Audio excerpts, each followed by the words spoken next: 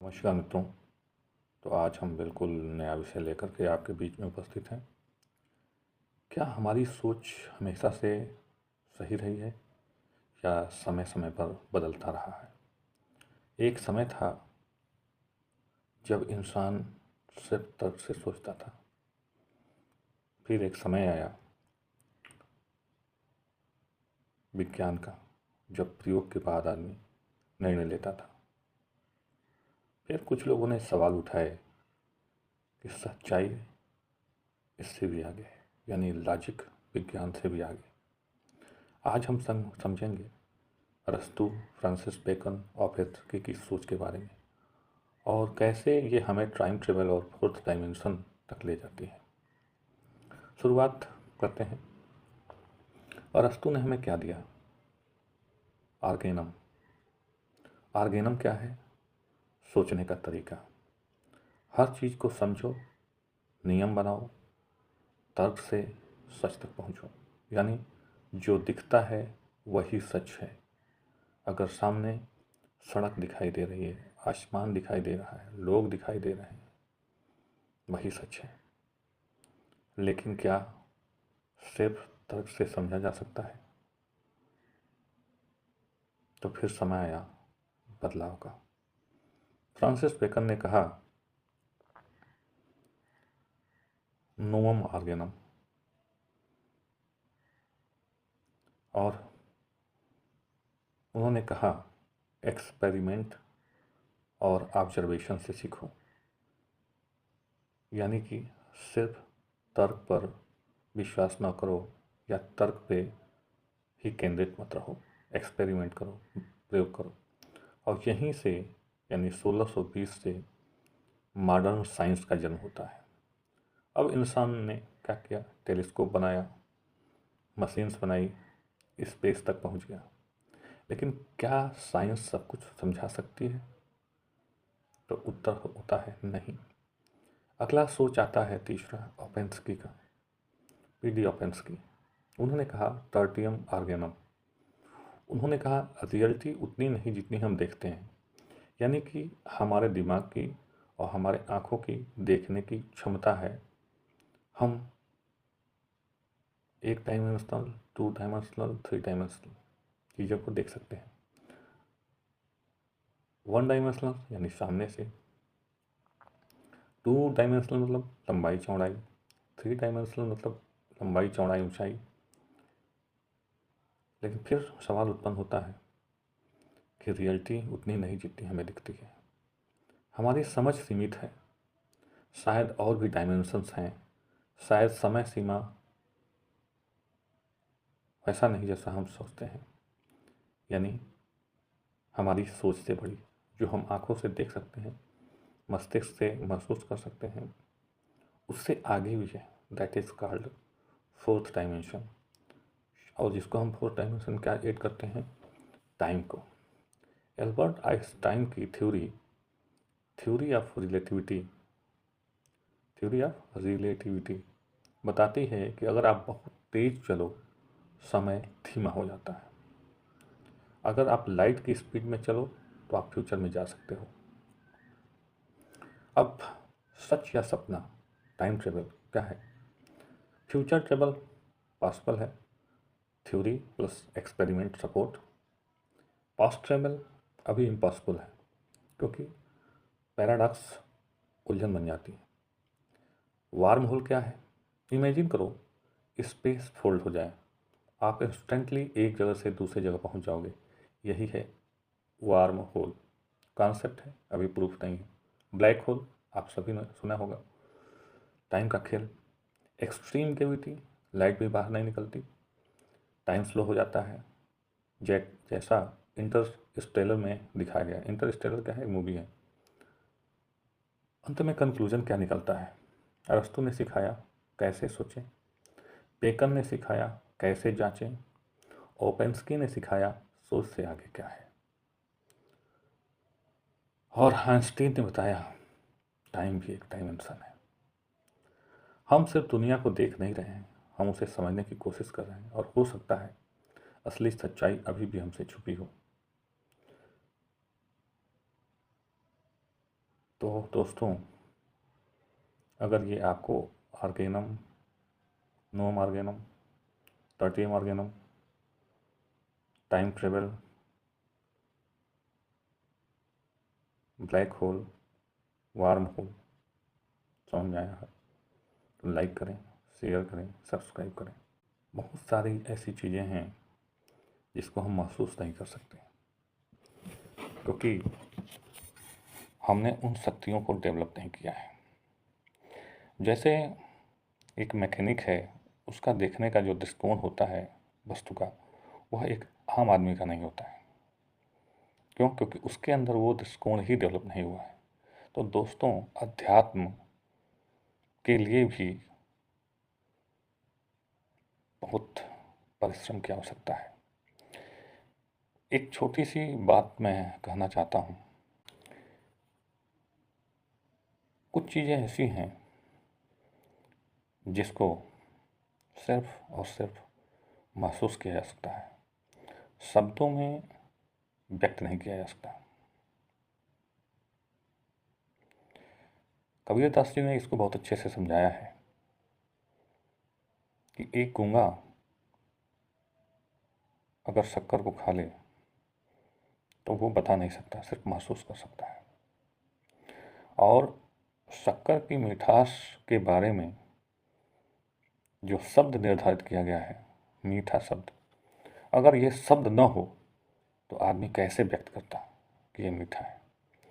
तो अगर जुबान भी है तो वो अनुभव हमें नहीं मिल सकता बिना खाए, अगर हम किसी दूसरे से सुनते हैं। अगर हम किसी दूसरे से सुनते हैं कि ये वस्तु ऐसी है तो हम मानते हैं, मगर एक्सपेरिमेंट नहीं करते। एक्सपेरिमेंट का अनुभव दूसरा होता है। उसी तरह से जब लाओ त्से के शिष्यों ने और उसके जानने वालों ने उससे कहा कि जो भी आपको ज्ञान प्राप्त हुआ है उसको लिखें, बहुत से लोगों का कल्याण होगा, तो लाओ त्से मना करते रहे, मना करते रहे, मना करते रहे। लेकिन शिष्यों का प्रेशर जब आया तो उन्होंने कहा कि ठीक है, आप सभी लोगों की इच्छा है तो मैं लिखूंगा, लेकिन इसकी प्रस्तावना मैं जो लिखूंगा उसमें स्पष्ट लिखूंगा। तो उन्होंने प्रस्तावना में लिखा क्या, उन्होंने प्रिमल में लिखा क्या, प्रीफेस में लिखा क्या? उन्होंने लिखा कि इस पूरी किताब के अंदर जो कुछ भी कहा गया है वो सब गलत है, क्योंकि जो सत्य है उसको कहा नहीं जा सकता, और जिसको कहा जा सकता है वो सत्य हो ही नहीं सकता। तो कहने का तात्पर्य है तर्क है, विज्ञान है, समय है, उसके अलावा अध्यात्म की बहुत सारी ऐसी चीज़ें हैं जो सिर्फ महसूस की जा सकती हैं। जैसे आप विपश्यना करते हैं तो विपश्यना में 8वें 10वें दिन जो शरीर में भंग होता है, विस्फोट होता है। अब आप सोचें विस्फोट होता है तो अनवस्था, वो विस्फोट नहीं, प्रकाश का विस्फोट, ऊर्जा का विस्फोट, जो वही महसूस कर सकता है जो इसको अनुभव करता है। अध्यात्म की जड़ें बहुत गहरी हैं, वहाँ तक पहुँचने के लिए भी आपको बहुत सारे प्रयोग करने पड़ते हैं। इसीलिए कुछ लोगों ने प्रश्न उठाया गीता को लेकर के कि ऐसा कैसे संभव है कि अर्जुन ने कहा और कृष्ण भगवान ले जाके दोनों सेनाओं के बीच में खड़ा कर दिया और 1 घंटे तक बात करते रहे और कोई सुना नहीं, 700 श्लोक है। तो ऐसा क्यों है? बहुत सारा ऐसा है जिसको हम बोलते हैं टेलीपैथी, और ऐसा रूस में भी प्रयोग हुआ है कि यहाँ बैठे व्यक्ति ने 1000 किलोमीटर दूर बैठे हुए किसी रूम में क्या चीज़ें हो रही हैं, क्या बातें हो रही हैं, ये प्रूफ हो चुका है। ये 9वें दशक में ही प्रूफ हो गया था। बहुत सारे ऐसे प्रयोग हुए हैं। तो हमारे शरीर में कुछ अद्भुत बातें हैं। तो कहने का तात्पर्य है कि कृष्ण ने 1 सेकंड में संवाद किया। कैसे? जैसे कई बार आप दोपहर के समय लंच के समय ऑफिस में संभव है आपने एक गहरी नींद ली, वो नींद सिर्फ 1 मिनट की थी, लेकिन उसमें आपने कितने लंबे स्वप्न देख लिए कि आपकी शादी हो गई, बच्चे हो गए, बच्चों के बच्चे हो गए, वो खेल रहे हैं, फिर अचानक बारिश होती है, बाढ़ आता है, सब कुछ बह गया, और जब कोई आके आपको जगाता है, तो इतनी घटनाएं, और आपने देखा क्या कि आपका बस एक स्नैप आया था कितनी देर के लिए, 2 से 3 मिनट के लिए। तो 2 से 3 मिनट में जब आपने इतनी सारी घटनाएं हो गई, तो इसका मतलब, इसीलिए जब आप देखेंगे कि ब्रह्मा जी का 1 वर्ष पृथ्वी के कितने वर्ष के बराबर होता है, तो आपको आश्चर्य होगा। तो कहने का तात्पर्य है कि अभी जो आपेंस्की ने कहा कि जो हमें दिखाई देता है 3 डायमेंशन, 4 डायमेंशन, उससे बियॉन्ड भी कुछ है, उसकी चर्चा हम लोग बहुत पहले ही कर चुके हैं। बहुत पहले का तात्पर्य क्या है, हमारे ग्रंथों पुराणों में लिखा जा चुका है। अनेकों उदाहरण भरे पड़े हैं जिसमें टाइम ट्रेवल की बात की गई है। आप सोचिए कि हनुमान जी संजीवनी बूटी लेने गए थे, कितना टाइम लगा होगा। तो मेरे कहने का तात्पर्य है दोस्तों कि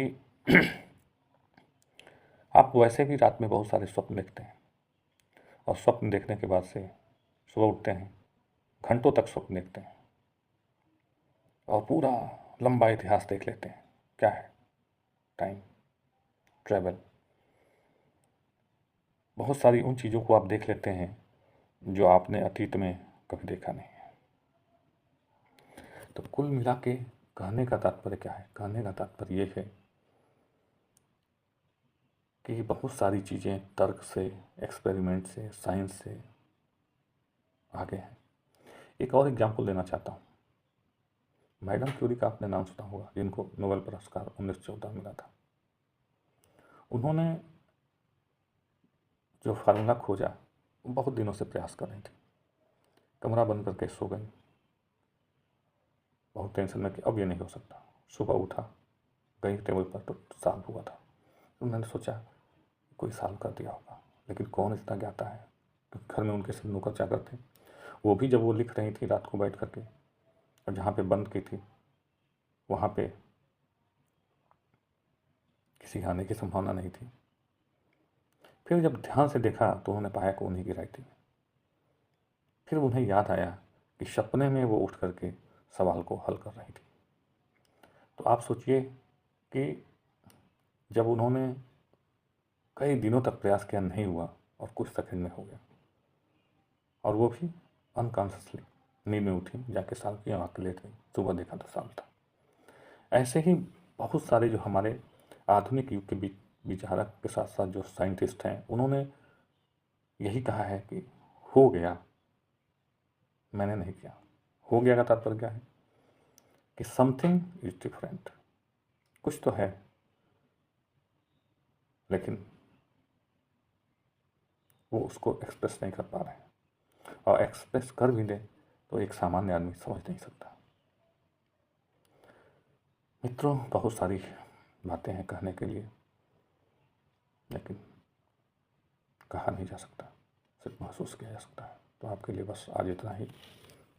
नमस्कार, धन्यवाद।